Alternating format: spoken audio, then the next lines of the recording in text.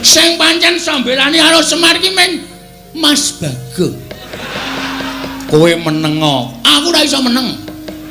Wis ta iki ratu iki nek aku ora mangsuli, ora rampung-rampung, mergo kowe engko mesti blegek-ugek ngene sinuwun. Sing ala dibuang sing becik digoleki. Oh, dudu watakku. Aku nek kira krana sing arep ngisruh Karang Kadempel, arep gawe bucek banyu bening Karang Kadempel, aku sing ora trima. Nek dadi perang kowe wani apa piye? Lho. Iki ngopo kae wong ngene iki? Lho, lah kowe, lho aku ra mung sebagai MC. Nek dadi geger kan ini orang-orang ini. Dapurmu genti. Kurang ajar kowe. Ngono kuwi sing aku sok ora seneng. Meneng aku tak omong-omongan marang omong-omongan karo kowe. Iki kok karo omongan karo ratu iki raine biru iki lho. Wis. Nuwun sewu Prabu. Sinten sampean wau? Gendrasa. Lho iki sapa iki matane gedene ra jamak-jamak. Matamu kowe. Lho, urung-urung wis ngoneke matane. Lah kok yang ngoneke aku matamu?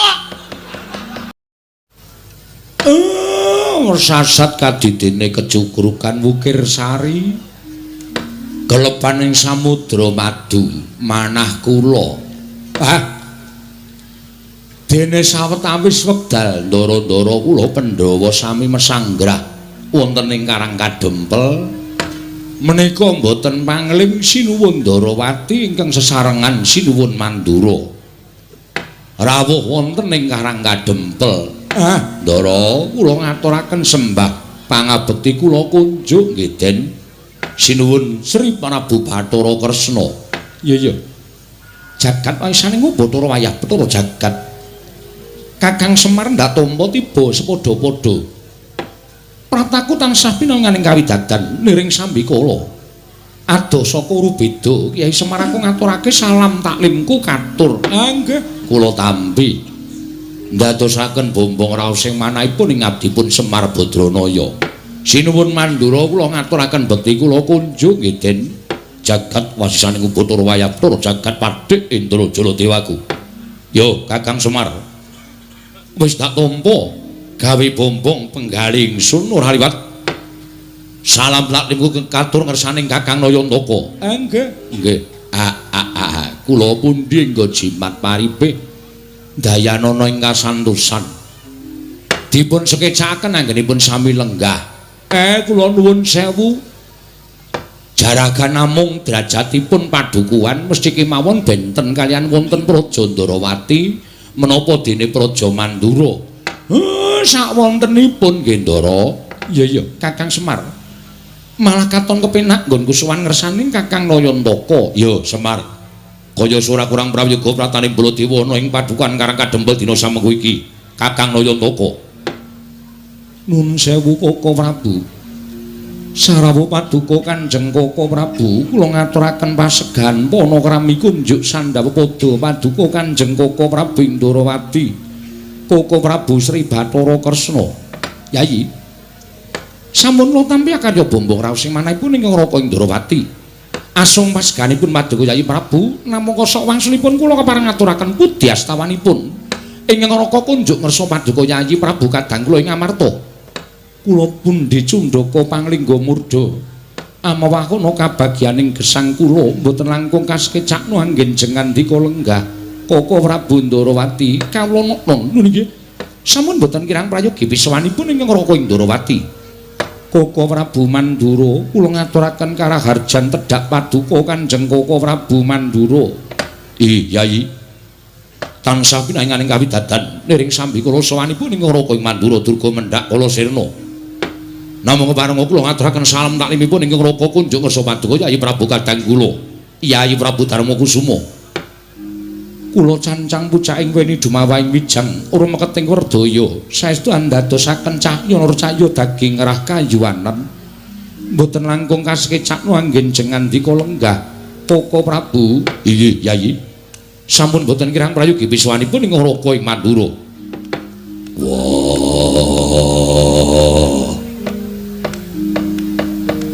Kresna kakangku, aku ngaturake sembahku katura Kresna kakangku. Sawetara wektu rawuh ana ing Karang Kadempel. Kresna kakangku aku ngaturke sembah. Werkudara iki, yo. Dimas. Aja lara pangrasaning Siadi, lamun Siadi ngaturke sembah kelawan pun Kakang. Sing gedhe pangapuramu sembahmu ora tak tampa. Sembahku ora mbok tampa. Dimas Werkudara iya. Dasarmu apa? Apa pancen Werkudara duwe keluputan? Apa pancen Werkudara duwe salah tumraping Ratu Ndarawati? Aja kaduk ati kajron penampa Yayi.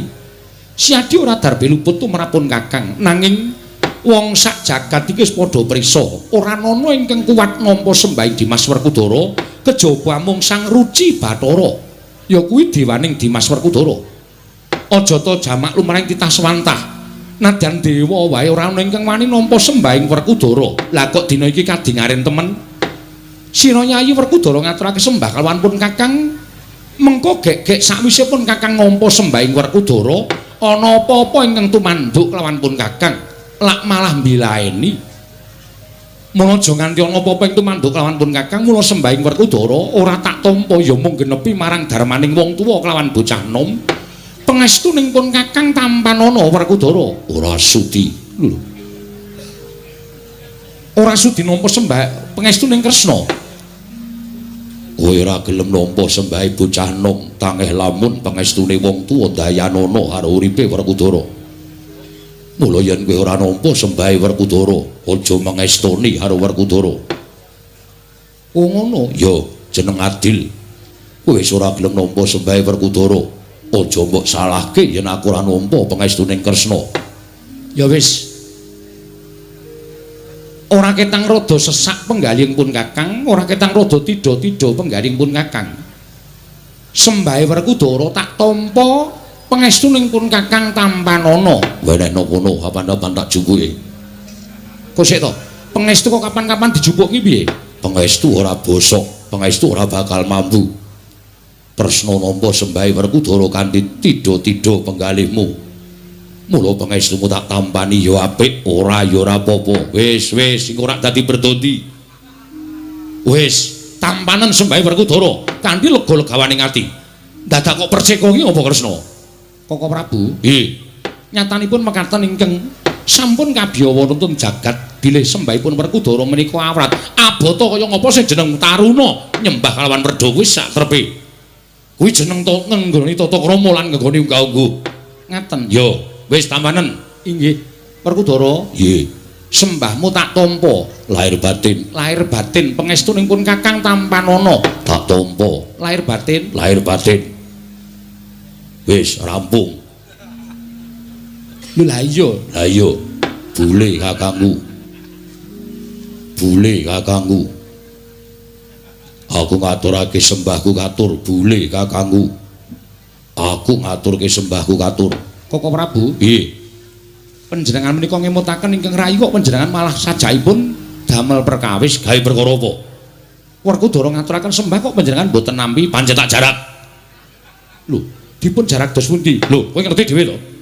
Jenenge Baladewa ki pirang-pirang? Baladewa, Kusumawaning Pinto, Wasi Jaladara, Anom Kakrasana kuwi jenengku kabeh. Moko sing jeneng bule iki sirikaning pun Kakang. Lah kok disebut sak nggon-nggon? Mbok yo ngaturke sembah Baladewa kakangku aku ngaturke sembah ngono wae apik kok bula bule monggo kene iki dipresani piye akeh do ngerti yen to ciri getheke Baladewa ki bule. Werkudara nggih kowe iki pancen jarak kok. Jarak piye?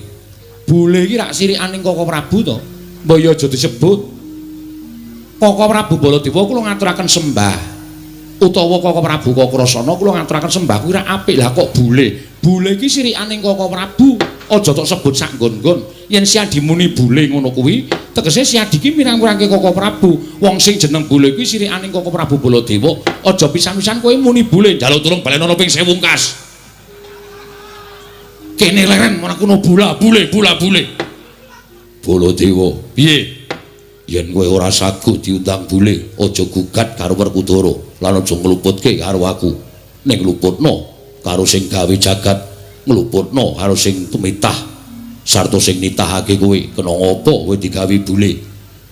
Ngerti yo wong urip ning alam padang kuwi bungah susah bejo cilaka sugih miskin kudu ditampa kanthi ikhlas wujude apa wae kudu ngaturake syukur marang ngersaning Gusti merga wis diparingi urip kowe diparingi urip wujude bule kok kowe ora trima yen ngono kowe ora percaya karo panguwasaning Gusti kowe ora duweni rasa percaya karo panguwasaning Gusti ngakarya jagat wis malah mejang ya wis tak tampa sembahmu pangestunipun Kakang Tampanana. Yo, ndak gegem dadekake jimat prayoga nunggun mulenggah bule kakangku. Kuwi lha baleni meneh. Ya wis ora kurang kepenak Werkudara. Koko Prabu sembah bekti kula kunjuk. Arjuna ndak tampa. Koko Prabu Mandura sembah bekti kula kunjuk. Ya Janaka tak tampa. Nuwun sewu Ndara. Kaget manah kula. Para Pandhawa sampun sawetawis lenggah wonten ing Karang Kadempel. Teka Ndara sinuwun Dwarawati kaliyan sinuwun Mandura sumusul wonten ing Karang Kadempel. Menawi dipun keparengaken kawedharing kathah dumunten kababarna wigatosipun menapa ning menawi wadi tumraping para sentana utawi kawula Karang Kadempel monggo Den. Kula kanthi manjing saklebeting bale wisma pepanggihan catur nitra kalawan ingkang abdipun Semar. Kakang Semar. Kula wonten dawuh. Ana pitakon tumraping Nata Ndarawati ingkang sekawit panjenengan ingsun prapta ing negara Ngamarta. Nanging jebul Ngamarta tinemune suwung ingkang padha lenggah amung peranganing Punggawa lan Nayaka ing padha jejaga negara Ngamarta. Tumuli nalika semana aku antuk pelapuraning sawijining Nayaka yen to para Pandhawa mapan ana ing Karang Kadempel. Marata coba. Aja Kakang Semar ingkang nanjihake kelawan sowaning Nata Ndarawati nanging Nata Ndarawati ingkang nyuwun dawuhing Kyai Nayantaka. Apa to sababe? Dene para Pandhawa sawetara mapan ana ing Karang Kadempel. Kakang Semar, aku nyadhong dawuh timbalaning Kakang Nayantaka. Hanjrah ingkang beswita rum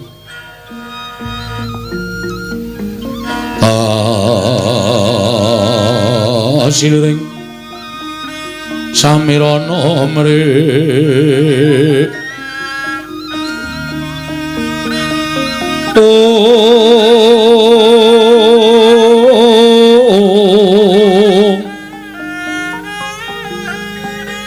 sekar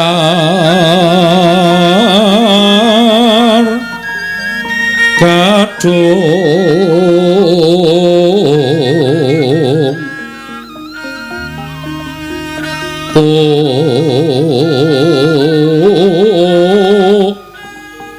ngas kandanya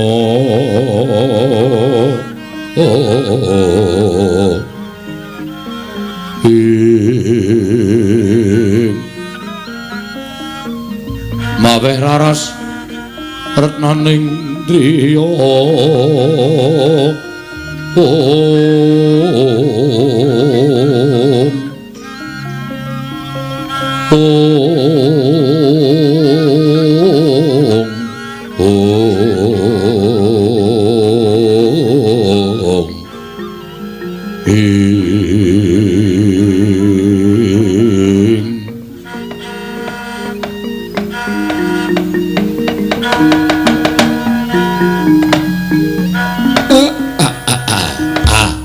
kekukek sadulita mel nuwun sewu lho Den.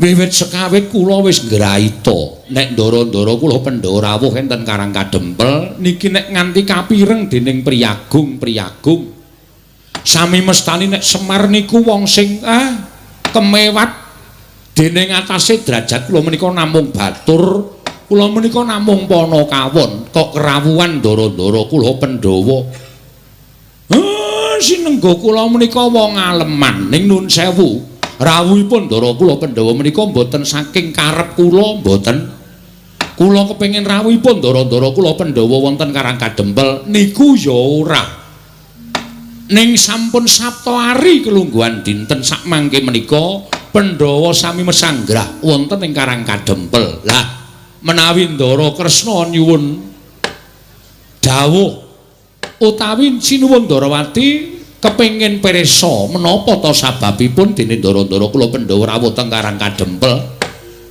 Kula tak crita, kula mboten ajeng nambahi, kula ora arep ngelongi napa sing dumadi.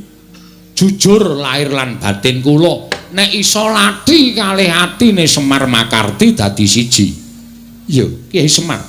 Aku percaya marang Kakang Nayantaka. Ha nggih, syukur. Nai ngaten, Den. Mugi andadosna ing kawuningan. Sabtu hari ing kepengker ndara-ndara kula Pandhawa rawuh enten Karang Kadempel. Sareng sami kula tanjihaken apa ta sababe. Upami mbetahaken Semar rak sak mboten-mbotenipun paring dawuh. Semar niku ming batur kula sago ditimbali aja kok ing wancirina nadyan wanciratri kula sagah. Nalika semanten ndara-ndara kula sampun rawuh enten Karang Kadempel. Sinuwun Puntadewa ingkang paring dawuh. Dawuhipun Sinuwun Puntadewa bilih wiwit Pandhawa kelampahan lan pikantuk kanugrahan wujudipun negari Ngendraprasta. Nalika Wanamarta sampun kababat sarta bangsaning Jim sampun sami teluk tumuli negari kababar kasat netra dados negarining titah sewantah ingkang nampi triman ndara-ndara kula Pandhawa. Iya. Nalika semanten ndara-ndara kula Pandhawa sawetawis lenggah dampar enten negari Ngamarta kaundhakaning praja mboten mantra-mantra mboten kados negari sanesipun nembe sekedhap kemawon Sinuwun Puntadewa menika lenggah wonten praja Ngamarta gesangipun para kawula menika sami gesang kebak ing kanikmatan karukunan sami guyub rukun bandol rompol ruket dhateng kewajibanipun piyambak-piyambak tunggal cipta rasa karsa lan karyanipun harpa Ngamarta menika kathah pinten-pinten kapitadosan utawi kapercayan nanging sayuk rukun manunggal dados setunggal. Iya bener Kyai Semar. Kawontenan sing kados mekaten menika kepengin dipun indakaken kawontenan negari Ngamarta supados saya sae, saya sentosa, saya kondang kawenang lan saged ngayomi dhateng sagung kawula dasih ingkang sami mapan wonten ing Kutagara, ingkang sami mapan wonten ing Karang Pradesan lan ingkang sami mapan wonten ing Parden. Menika supaya saged ngraosaken kanikmatan ingkang sami boten dipun benten-bentenaken. Lah niating Pandhawa menika badhe ambangun negari Ngamarta. Ya lahir ya batin. Mengkono Kakang nggih. Nuwun sewu lho Ndara. Sampun ngantos gerah penggalihe. Kula wis matur, lah kok sami rawuh teng Karang Kadempel. Mongko nuwun sewu sing dadi pengayomaning Pandhawa menika Sinuwun Ndarawati. Semar ya dadi pamomong. Ning pengayom kalih pamomong niku tumrap Semar meh padha nek diucapake ning beda kewajibane. Iya. Pengayome sampeyan pamomonging Pandhawa kula. Sampeyan rawuh mriki kok ora nganti pengayom, Mbah. Mengke nek wonten mboten trimane si pengayom niku rak kriwikan dadi grojogan geguyon dadi tangisan.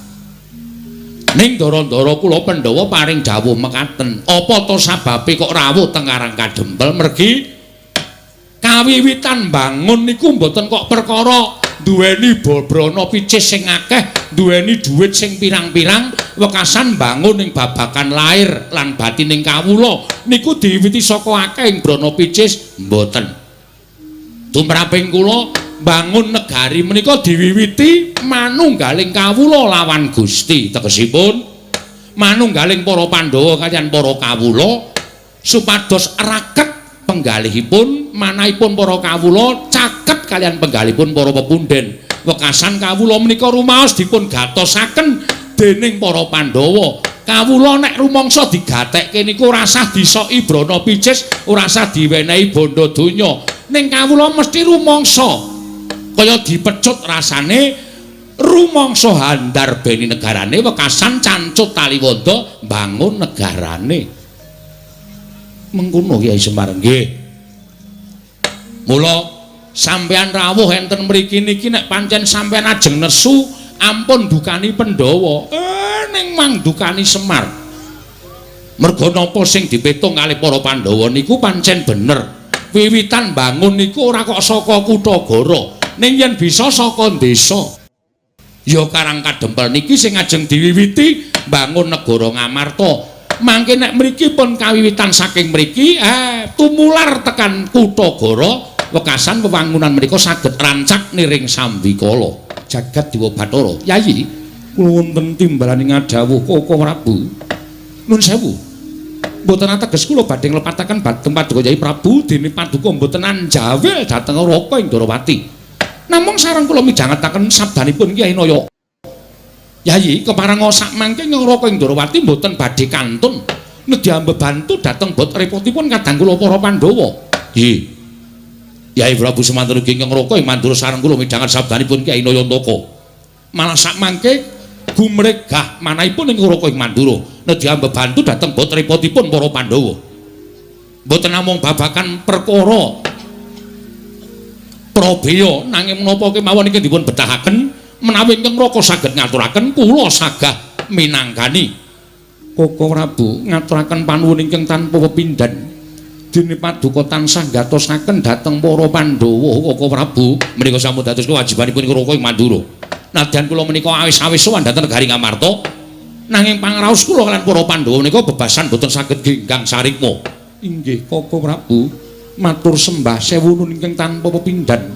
Malah sak mangke gandeng Koko Prabu Ndarawati miwah Koko Prabu Mandura sampun kepareng rawuh wonten ing Karang Kadempel. Kakang Semar wonten dawuh kaya-kaya wis komplit sarta wis mathuk sarta gathuk pemangging para Pandhawa kelawan Koko Prabu Ndarawati mung ngenteni sabdaning Kyai Naya Ntaka mungguh bakal kepiye nggone miwiti Pandhawa nggone bakal mbangun negara Ngamarta. Kyai Semar mangke riyen Den ampun kesusu kudu dipetung nganggo nalar sing ganep digelar lan digulung aja nganti tuna ing tembe mburine. Iya Kyai Semar mergi sabdanipun para sepuh sampun sami nyebataken pangendikanipun para pinter, pangendikanipun para ulah agama sampun paring dawuh. Sek sapa wonge kepengin gayuh kanugrahan, sinten tiyangipun ingkang badhe kedunungan kanikmatan kanthi anggayuh alampah prihatin lan tapa brata kados Pandhawa menika badhe ambabar utawi ambangun negari Ngamarta kanthi alampah prihatin wonten ing Karang Kadempel. Menika mangke menawi badhe kasembadan penjangkanipun tertentu sareng kaliyan pacobanipun. Lah sak mangke ngaten kemawon. Bab perkara bangun menika dipun penggalih wingking ingkang langkung prayogi tata-tata babagan pacobanipun. Mergi kanugrahan kaliyan pacoban menika adaanipun sok teka bebarengan. Yen ora iso kena pacoban ora bakal entuk kanugrahan. Ning iso ngrampungi pacoban kanugrahan menika badhe sumandhing Ndara. Sikra-sikra yen permana kanca sikra ngrakin nawang sesangga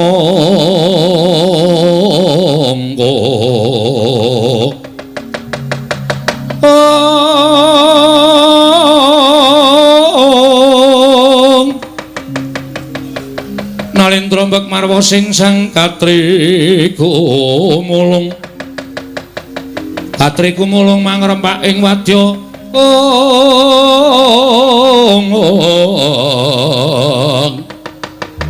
Turdo kurore kagiri-giri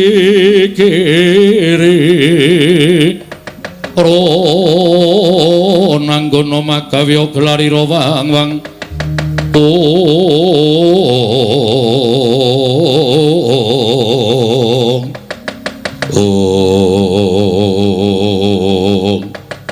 dereng ngantos paripurna Mbal Wacana iki Lurah Semar Badranaya ambabar kinampi inggih nata ing Darawati miwah nata ing Amarta Prabu Darma Kusuma miwah sangganing para Pandhawa jangkep ingkang sami mapan wonten ing Karang Kadempel. Dadak sakala ing mangke gedher madaning padukuhan Karang Kadempel samya alok yen to ana Nalendra ingkang wantun miyak sagung kang samya sumewa manggah wonten ing Datulaya utawi wonten ing padukuhan Karang Kadempel drajak tanpa subasita akarya cingak kang samya mulat mangkono bae para kawula kanca biak-biak ana daya minggir dalu-dalan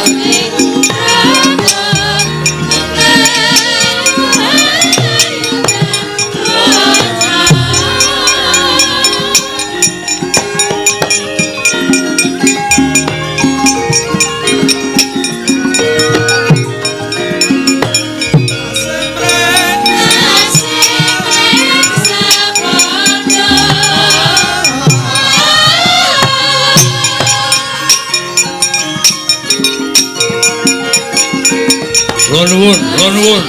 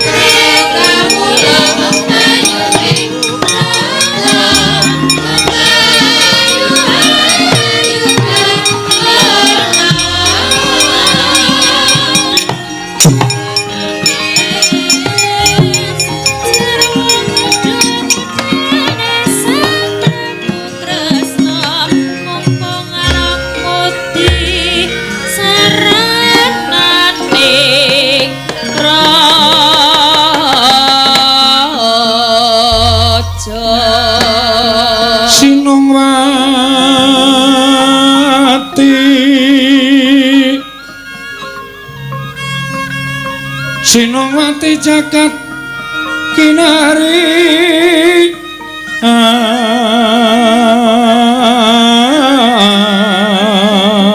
among mbak lumembak ombak ing samudra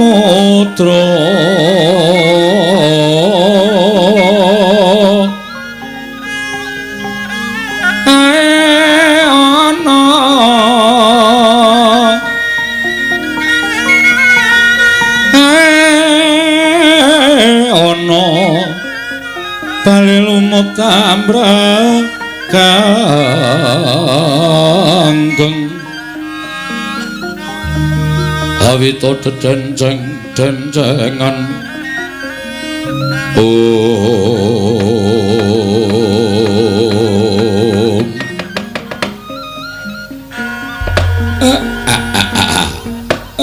blegek kekugek sadulita mel ora kanthi kanyono-nyono lah kok iki eneng priyagung wah sing munggah ana ing pendhapa padukuhan mongko miyak sakehing kawulaku sing padha seba ning padukuhan nala gareng dalem Pak apa iki kancamu dolan apa piye oh aku kok kancane dolan kok ratu sandangane sugih kaya ngono kuwi sing biasane sok srawung karo ratu-ratu Sabrangki Bagong. Takonono Bagong kuwi. Bagong kowe iki kancamu apa dudu to, Le?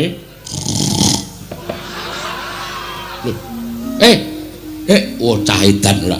Bagong kuwi gugah kuwi. Wer.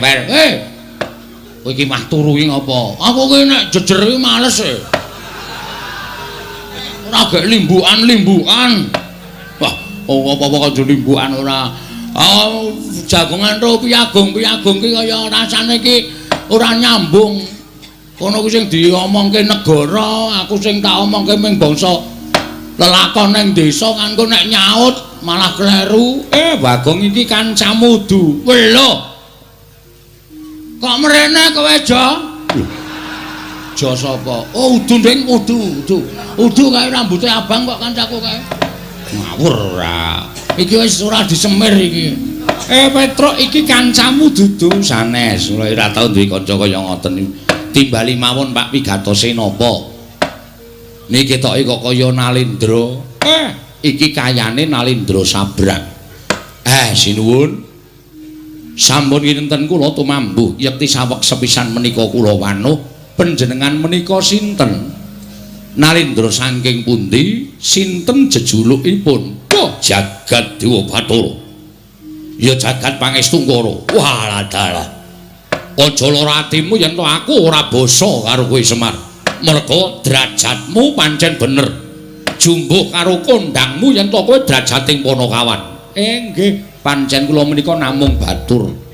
Kula menika namung Panakawan. Yo. Mula aja lara atimu yen to aku ora basa karo kowe. Sabab ala tanpa rupa aku kuwi ratu. Nalindra. Yo. Saking pundi sinuwun? Saka negara ing Pageralun. Saking negara Pageralun. Yo. Jejulukipun aku Prabu Gendra Swaropati. Prabu Gendra Swaropati. Yo pancen bener. Apa bener kowe ingkang aran Semar? Nggih ning kaya ngeten niki sing jeneng Semar. Lah pripun to? Kok sajake sampeyan tambuh kalih Semar Badranaya. Walah dalah gugu karepe dhewe. Ora jumbuh karo kondange. Persasat jagatingan kebrebeken marang ngumandanging Semar Badranaya. Wah, tak kira rasananing para kawula akeh kang padha ngrasani marang Semar Badranaya. Semar ki wujuding ratu, sak ora-orane nayakaning Nalindra. Lah kok jebul mung wujuding Panakawan, gedibal mung wujude kawula cilik. Mancen bener kula menika wujudipun namung kawula cilik. Yen ngono cocok karo ngumandangi. Kowe wong pinter, kowe wong wasis, kowe wong sing digdaya. Buktenake para Nalindra kang padha rawuh ana ing papan kene. Ketitik kowe lenggah ning pendhapa sineba para Nalindra nitik kalawan agemane. Sampun ngantos ngaten menika bendara kula. Lho. Bendara-bendaramu nggih sing lenggah wonten wingking kula menika sinuwun Puntadewa. Wah, sinuwun Puntadewa. Nalindra Ngamarta leres. Sing endi piyayine? Sinuwun Puntadewa kok mripate ambane ra jamak-jamak. Bagong keprok watu ndasmu kowe. Sinuwun Puntadewa kok kowe ngacung to, Gong? Ayo ben kaya gleleng.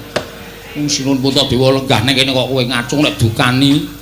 Ora apa-apa Bagong, kowe ngaku Puntadewa ya ora apa-apa. Kowe ndene do cerewet. Aku sing duwe jeneng kowe diakoni ra apa-apa kok. Ingkang wenggah wonten wingking mriku. Wah, sing ning mburi kuwi. Inggih. Menika sinuwun Puntadewa, Nalindra Ngamarta niku bendara kula. Lah niki Ndara Janaka. Niki nggih bendara ingkang lenggah wonten wingking sampeyan nginggil jumeneng nika Ndara Werkudara. Sing wingking sampeyan saged niku sinuwun Ndarawati, wingking sampeyan melih menika Prabu Baladewa. Walah dalah ora kowe iki Semar ki madheg dukun apa piye? Kok madheg dukun pripun? Lah nyatane akeh para ratu-ratu sing padha rawuh ning Karang Kadempel. Buktine mesti padha njaluk pesugihan, njaluk arisan, njaluk kadigdayan marang kowe. Nuwun sewu. Sampeyan ampun ngawur. Ndara-ndara kula Pandhawa niku mboten kaya ratu-ratu Sabrang kaya sampeyan. Nek sampeyan dadi Nalindra, wis wegah cerak karo kawula, wis wegah caket karo para kawula niku wis lumrah. Ning nek Nalendra tanah Jawi, sinuwun Puntadewa, sinuwun Kresna, sinuwun Baladewa niku arepa wis dadi ratu ning isih kelingan karo sing nyoblos biyen, ngoten. Dadi tetep tejak enten masyarakat cilik ngene iki tetep disambangi, tetep dicaketi. Ora kaya sampeyan, kula ngerti watak sampeyan niku nek wong sabrang niku le apik niku nek lagi magang. Niku janjine kaya dara kekalangan, muluk jure ra jamak-jamak. Ning nek pun dadi ya ditagih mesti mblenjani. Niku adat sing saben kaya ngono kuwi. Wah, wah edan. Kowe mbatang apa sing dadi uripku ning negaraku lah kok cocok. Lah, rak tenan to. Wis ketok kok sampeyan niku ratu sing bentuke kaya ngoten niku lho kowe sapal. Mesti watake angkara budine Candala nuwun sewu lho. Ora tau ngerti karo sing bibit kawit. Lah niku eleke enten mriku niku. Pun saniki sampeyan ajeng napa? Rawuh teng Karang Kadempel. Wigatosipun ajeng pripun kula tak nyuwun priksa. Nek kepareng kula badhe midhangetaken sabdanipun Sinuwun Prabu Gendra Suropati. Ha, iki ngene Semar. Malah kepasang Yogya katuje ngene praptaku ning Karang Kadempel iso ketemu kalawan Semar Badranaya. Ngerti yo? Yen to negaraku iki ketaman pegebluk. Negara Pageralun iki ketaman pegebluk. Akeh kang padha tekaning pati, esuk lara sore mati, sore lara esuk ketiwasan. Mongko wis ora kurang-kurang nggonmu ngrawake para Brahmana winasih Sewa Sugata miyang para nimpuna supaya nambak rengkaning praja parandene ing tak tindakake gagar wigar tenantuk karya. Mangsa kala ingkang prayoga aku nglakoni sarenaritis sesemek ron Rajamala abebantal bata sarimbak. Nalika semana aku entuk sasmitaning dewa. Negaraku iso waluya nirmala temajati jati temah mulya yen to kerawuhan Semar Badranaya. Wah, lehku goleki papan dunungmu nganti kekalangan malaya jagat iki persasat wis kemput tak ubengi. Tinemune wujute amung padukuhan Karang Kadempel. Ah, mula kang saka kuwi Semar. Praptaku ana ing Karang Kadempel iki, aku njaluk lilaning atimu, ayo tak boyong marang negaraku Pageralun. Ora ketek amung telung kedhe ping tetra, kowe lenggao sawetara ana ing Pageralun supaya dadi sarana waluyaning negaraku saka nggone padha nandhang pagebluk mau Semar. Kula, yo. Meng kaya ngene kok. Dadi jamu iso marai ilang pagebluk. Wis ora usah dadak kowe kuwatir. Yen kowe gelem tak boyong, kowe njaluk apa? Tekan negara Pageralun omahmu ora kaya ngene iki. Yen perlu tak riasake omah loji. Yen butuh titian, kowe ngaranana titian kereta kencana tinarik kuda 8 bakal tak jawisake. Kowe ngerti ora? Prabu Gendra Suropati kuwi wong sugih mblegedhu ratu ingkang bandaku seprapat jagat dhewe. Mula yen to nuruti marang apa sing dadi penjalukmu, ora bakal entek bandaku kowe kondo. Omahmu iki dimbrokke, kowe pindah ning negaraku tak wenehi omah sing luwih apik. Pendopo njaluk pira gedene? Sakane njaluk pirang inci? Mesti bakal tak turuti. Yen perlu kowe duwe kulawarga gawanen mrono kabeh. Sak anak-anakmu gawanen tak yasake omah kabeh. Lembak. Iki ngapa Egong ora? Wah ya iki anu apa jenenge iki harapan yang betul-betul cemerlang iki. Harapan gelem bangane nang kene. Omahmu isih apik, omahe Petro isih apik, omahku wis dose. Kula bali digropi Satpol PP. Kon pindah rono. Saking dene ora tok upakara omahe sing lengenahi bapak kok. Awite nek kebutuhan go sekolah anake adol. Wah iki ngedolan kok ora. Wis kono. Anakmu pira? Tak yasake. Yen kowe butuh ijol dhuwit, kowe njaluk ijol dhuwit pira? Yen upama anakmu ora tok gawa marang negaraku, anak-anakmu lan bojomu ning kene kok ninggali dhuwit, kowe matura pirang triliun tak bayar kenceng. Waton kowe gelem tak boyong. Yen kowe njaluk ijol apa wae mesti bakal tak pinanggani. Kowe njaluk ijol apa wae mesti bakal tak turuti waton kowe gelem tak boyong. Ning yen kowe ora gelem tak boyo marang negara ing Pageralun, mongko kawulaku saya suwe saya bakal entek mergo padha tekaning pati ke Taman Pegebluk. Tinimbangane aku dadi ratu mongko bakal didunke dening kawulaku sinenggo aku ratu sing ora iso dadi pengayomaning para kawula. Luwih becik bakal tak entengake patiku ana ing Karang Kajembel. Tak entengake patiku ana ing Karang Kajembel. Kowe tak ruda paripeksa. Kowe tak jiat. Kowe tak peksa tak boyong marang negara ing Pageralun. Sapa sing mepalangi karepe Prabu Gendra Swarawati rawe-rawe rantas malang-malang bakal tak putung. Ayo mengkari kowe matur gelem apa ora Semar? Ora gelem aja kelakon dosa. Bumi angus Karang Kajembel.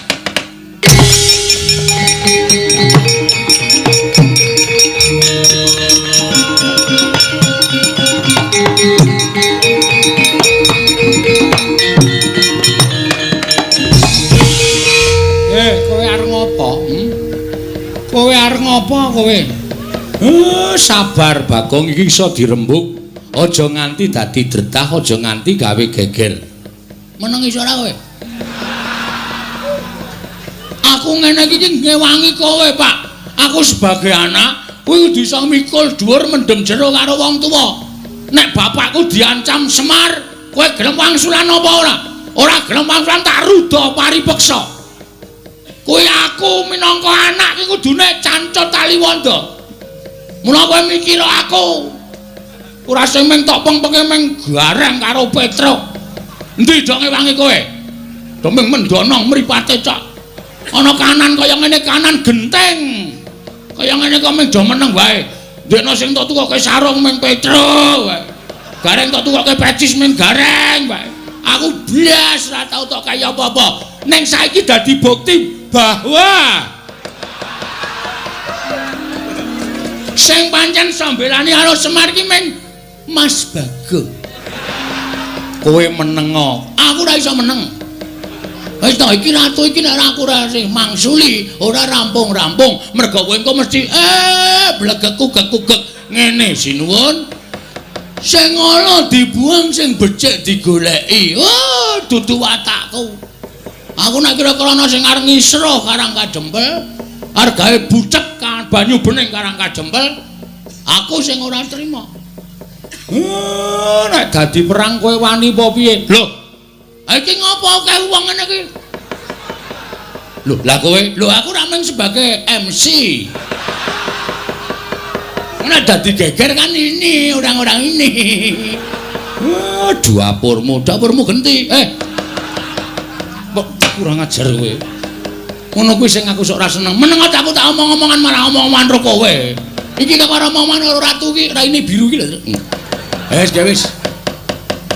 Nuwun sewu Prabu. Sinten sampean wau? Gendra Lho iki sapa iki matane gedene ra jamak-jamak. Matamu kowe. Lho, urung-urung wis koneke matane. Lah kok yang koneke aku matamu. Aku seneng Bagong ngono kuwi. Aku seneng tegese Bagong kuwi gatekake karo Karang Kajembel. Ngopo ki ya ngapa kowe iki? Wah, malah aku barang diseseni. Meneng ah. Ora ana sing ngodo cuma kejaba aku. Kok Prabu menika sampun to. Kendel mawon Bagong niku nek ngoten kaya wong kang slupan. Kaya wis dinengke wae. Iki sapa? Anak Ragile Semar. Lho, anak Ragile Semar. Heeh. Sapa jenengmu? Bagong. Kowe tak jak sisan ning negaraku tak iasake loji. Serius. Oh, cah edan ora. Ketoke nesu kok barang diumuki omah kok serius. Aku ki ra blereng karo bondo donya. Aku arep kaya ngene iki, uripku kuwi miskin. Ngono. Ning aku kere.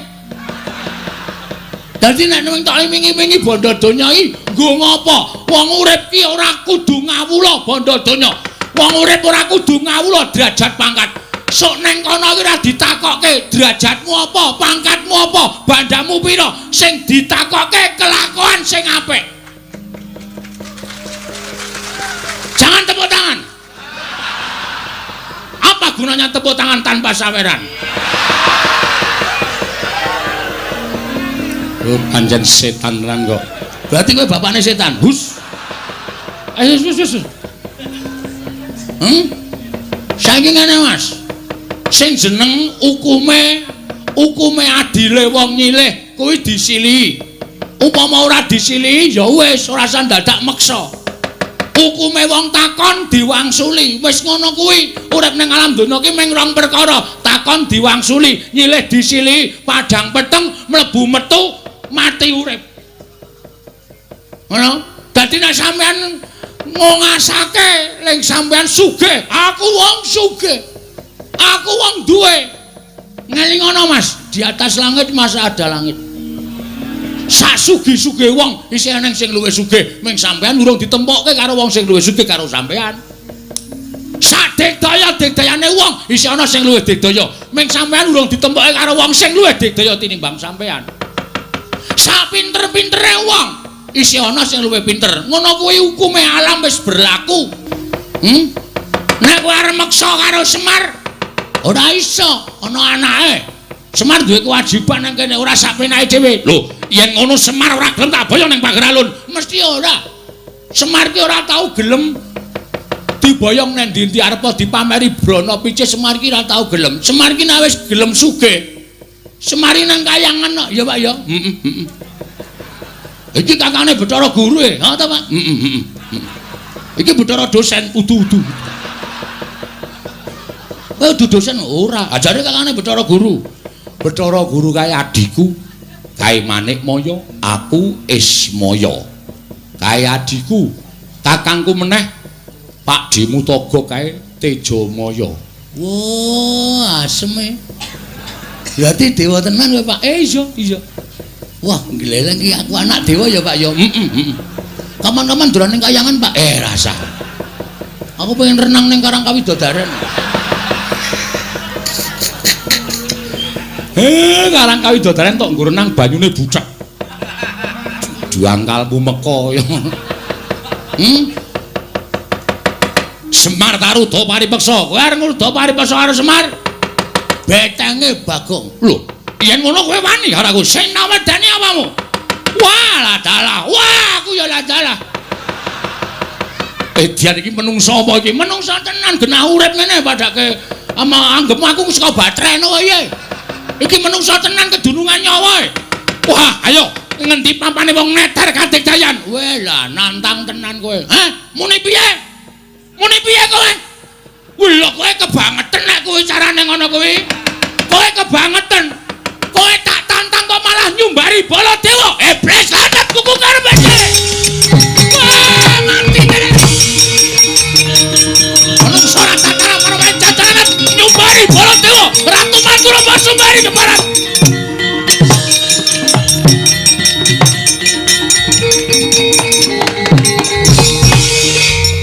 Kok Prabu menika kok muring-muring apa?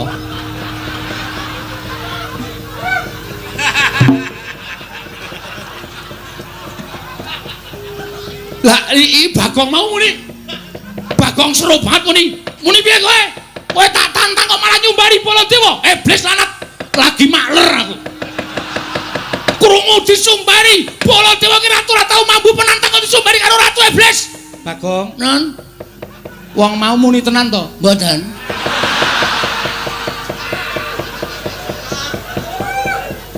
Bagong matur nek ora muni apa-apa. Senengane kok percaya karo Bagong lho. Kowe iki ya edan kok Bagong. Ha wis suwe. Lah wong ratune ora nyumbari kok Prabu kok kowe iki muni nyumbari Baladewa. Nek ora ngono, sapa sing arep mungsa? Lho, lah kowe iki bengok-bengok ki mau apa? Wis matur to kula niku meng MC. Kula niku meng nantangke. Nek ora tak ngontenke Prabu Baladewa ora tumandang karya. Tur meleh kok Prabu menika kok ya manut karo Bagong. Oh iya aku edan kok ya. Lah aku ki ratu kok meng di Bagong bengok ngono aku kok njur nyeret ratu wae mau. Wis pun dilakoni mawon mboten napa-napa. Dirampungke sisan. Ratune metu sampean sing nyeret berarti dendame karo sampean. Wah, setan ya. Aku dadi digolekke mungsa karo Bagong. Ha iya. Lah ngopo nang kene tengok-tengok? Kancane do nyambut gawe kok mung tengok-tengok. Kowe wong edan tenan kok kowe iki senengane. Ora pisan ora pindho lho. Karaku ya ngono to kowe ya to. Kelingan ora? Ora wis suwe. Merasa dieling-eling. Lho, wis tau diapusi Bagong. Nate lho, edan tenan kok Bagong iki. Lho perkara kula menika nembe wonten Ngamarta. Lah kok Bagong iki mlayu-mlayu. Matur kalian kula. Nuwun sewu sinuwun. Ingkang garwa plakapi Dara mboten eling Purwadasa. Kula wangsul bojo kula telu niku waras kabeh. Apa ora menungso ora tatanan ki? Aku iki gumen. Aku iki omong apa-apa kok ya do dipercaya. Mong aku kerep ngapusi ya, Truk. Kok isih gampang do dipercaya lho. Pancen cedhis kok iki. Kowe iki gawe masalah. Gawe masalah piye, Pak? Ratu kae mesti ngamuk. Tantrimane ratu kae sapa sing arep nandangi? Lho, Sapa aku ora ngopo-ngopo? Ha sing nyaret sapa? lah rak tenan to malah ketiban awu anget aku. Alah ora masalah. Wong biasane ya nesu-nesu ya. Dara Werku Dara. Apa? Sampeyan lilo nek Semar diboyong teng pagar alun. Ora.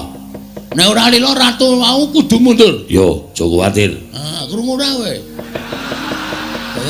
Iki kowe mengono wae do dipercaya Ndara Janaka. Apa Bagong? Sampeyan ikhlas kelangan Semar. Nganti mati aku ora bakal iso kelangan Kakang Semar. Nah, nek ana Semar diboyong wong, Aku ora trimo. nek ora trimo sampeyan kudu iso ngundurke ratu. Tak ajari mengko aja kuwatir. Nah. Piye? Iki kabeh Ndara Kresna ikhlas kelangan Semar. Ikhlas. Oh ya wis. Aku arep tok apusi ya ta. Cah pinter ya. Hus. Karo ratu kok cah pinter. Lah napa kula wis matur to. Kanugrahan iku nek cepak cobane ya bakal ndang teko. Lah Ndara Dasih ucape Semar. Mula wektu dina iki nek pancen sami mboten ikhlas Semar diboyong teng pager alun kula njaluk Karang Kadempel Kudu Padang. Kudu Padang nek mboten Padang nggih sampun wewangunan lahir batin sing ajeng dibangun teng negara Ngamarta niki mengke bakal ngrimpet nyandung merga ana menungsa sing jeneng Gendra Swaropati.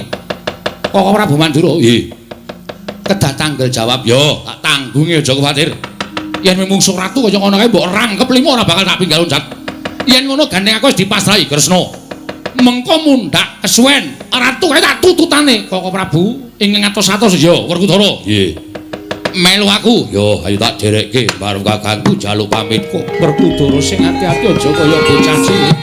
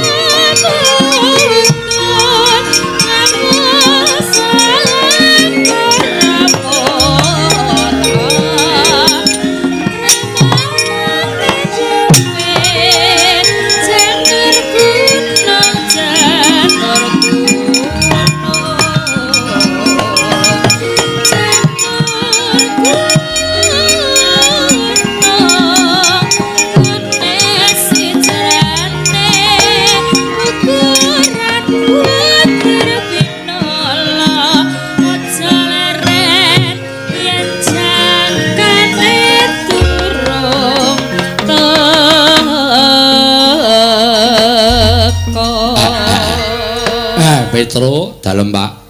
Kowe aja terus enak-enak kapi enak. Kapimendo. Wis Bagong kuwi aja omongan. Lho, ora kuwi iki Bagong kok ning kene iki ngopo ta iki? Lukir. Iya Bagong. Sampeyan wangun teng mriki niki. Nah, mriki niki. Terus aku nang kene. Lho. Kowe ngapa ta, Mir? Bus. Mau arep moncar sithik wae ra entuk. Ki Nalindra lho, Gong, ora ning ngarepe Nalindra. Oh iya lali aku. Madirana Pras. Nggih. Kaya tepung-tepung kowe lah Ketua Dharma Wanita. Heeh. Kula pasrahaken dhateng Jengandika Ndara. Iya, Semar aja kuwatir mengko aku bakal gawe tentrem. Nitik dhateng pasuryanipun Nalindra menika nuwun sewu lho, Den. Mboten disiki sing kuwasa ning niki ratu sing ora baen-baen. Kakang Semar, aja kuwatir mengko aku bakal gawe tentrem karang kadempel. Sinuwun ngamarta kula kanthi manjing sak lebeting Wisma. Iya, Kakang Semar ayu tak dherekake. Petruk, nom-noman karang kadempel diketapke. Aja banjur meneng wae. Masrahke lawan bendaramu. Nggih, Pak, ngestaken dawuh. Purna gati ning pananggilan Lurah Semar.